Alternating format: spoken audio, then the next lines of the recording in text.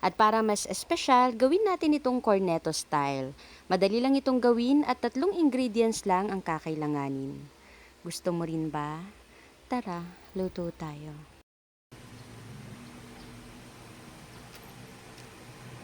Sa recipe natin ngayon ay kakailanganin natin dito ng chocolate. Pero ito pong sa akin, ang gamit ko ay Beryl's Chocolate, dark chocolate po yan. At yung white chocolate po na yan ay optional lang. Natira ko yan last time nung gumawa ko ng cupcake. At para matunaw naman po yan, lalagyan lang natin ito ng hot water, then set aside. At yung ikalawang ingredient na kakailanganin natin dito ay pwede po kayong gumamit ng cream o or ng Oreo.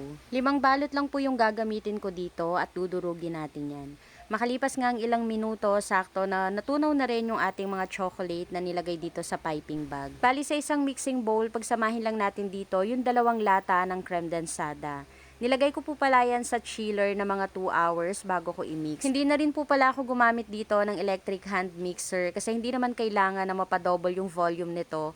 Ang importante lang ay mahalo natin ito ng mabuti. Naglagay lang ako hanggang sa doon sa chocolate na nilagay ko kanina. Then sa ibabaw ay naglagay pa ako ng dinurog na cream o kanina. After nyan, ilagay lang natin ito sa freezer overnight bago kainin.